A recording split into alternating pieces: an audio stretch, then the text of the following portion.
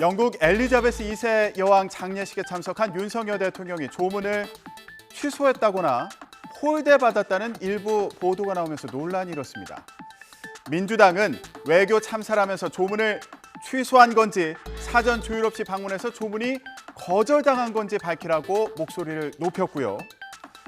대통령실은 영국 도착 시간에 따라서 왕실이 시간을 조정해서 조문록 작성이 하루 미뤄진 거라면서 확인되지 않은 말을 국내 정치에 활용하는 건 우방국에 대한 예의가 아니라고 지적했습니다. 관련 발언 들어보겠습니다. 윤석열 대통령 부부는 영국에 도대체 왜 간 것입니까? 왜 다른 나라 정상들은 가능한데 왜 대한민국 대통령만 불가능한 것입니까? 차량과 의전에 각별한 예우를 표했습니다. 조문록 작성 또한 이 같은 왕실의 안내에 따라 이루어진 것입니다. 국내 정치를 위해서 이 같은 스푼마저 활용되는 것은 유감입니다. 이런 논란은 왜 벌어지는 걸까요? 잠시 후에 국민의힘 김정재, 민주당 백혜련 여야 의원 두 분과 함께 얘기 나누도록 하겠습니다.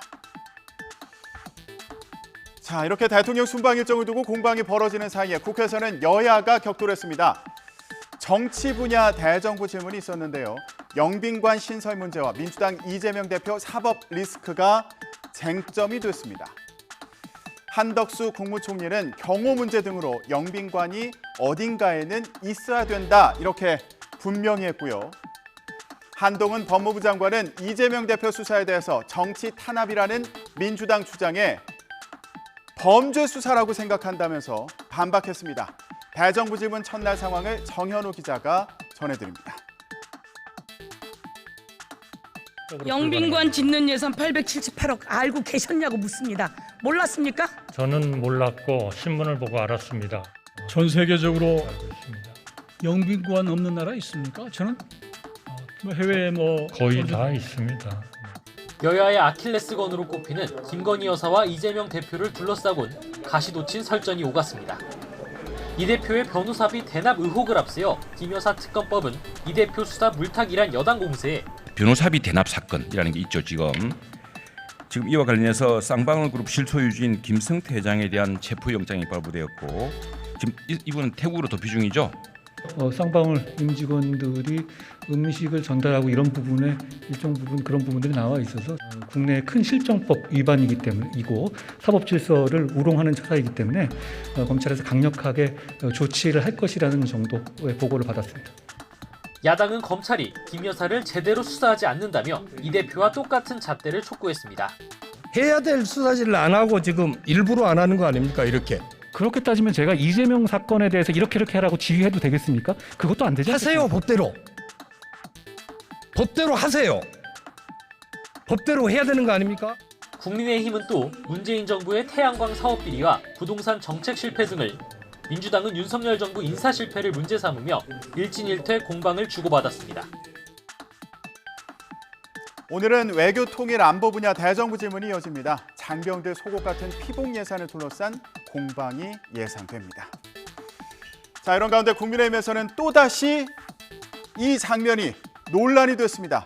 바로 이 사진, 정진석 비대위원장이 당 윤리위원인 유상범 의원과 메시지를 주고받는 장면입니다. 문자 메시지 내용이 고스란히 언론사 카메라에 포착됐는데요. 이준석 전 대표 징계 문제가 거론이 됐습니다. 그런데 유상범 의원 지난 7월에도 이준석 전 대표 추가 징계 가능성을 언급하면서 논란이 됐죠. 당시 발언 들어보고 오겠습니다. 그걸 다 거짓말했잖아요. 나 안 했다고. 그게 더 중요한 거지. 그다음에 또 있어요. 이거 비대로로 갈 수가 있어요. 좀 이따 최고위원들이 사퇴를 해버리면 비대로 바뀝니다. 권성동 전 원내대표와 대통령 사이 문자가 공개돼서 당이 혼란에 휩싸인 데 이어서 이번 문자 공개는 윤리위 중립성에 대한 의문까지 더해지면서 파장이 클 것으로 보입니다. 김경수 기자가 전해드립니다. 정 위원장이 중징계 중 당에 해를 끼치는 행위에 경고해야 한다고 하자 유 의원은 성상납 부분 기소가 되면 함께 올려 제명해야 한다고 답합니다.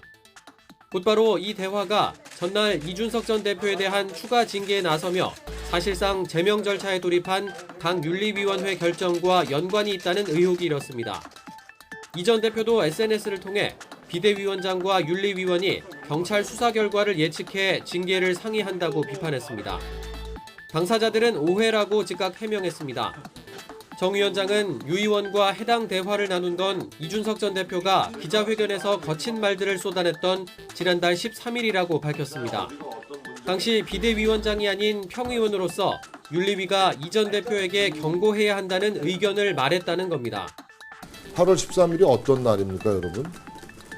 아시다시피 이준석 전 대표가 입에 담지 못할 악담을 당과 당원들에게 퍼부은 날 아닙니까? 그런 얘기를 듣고 가만히 있는 게 정상입니까?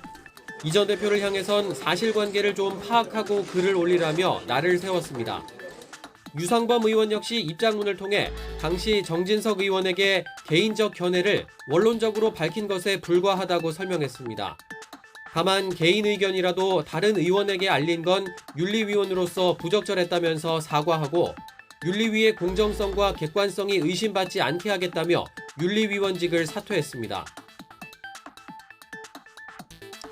이런 가운데 국민의힘 새 원내대표로는 오선의 주호영 의원이 선출됐습니다. 비대위원장에 이어서 당 안정을 위한 중책을 맡았는데요. 그런데 압승에는 실패했습니다.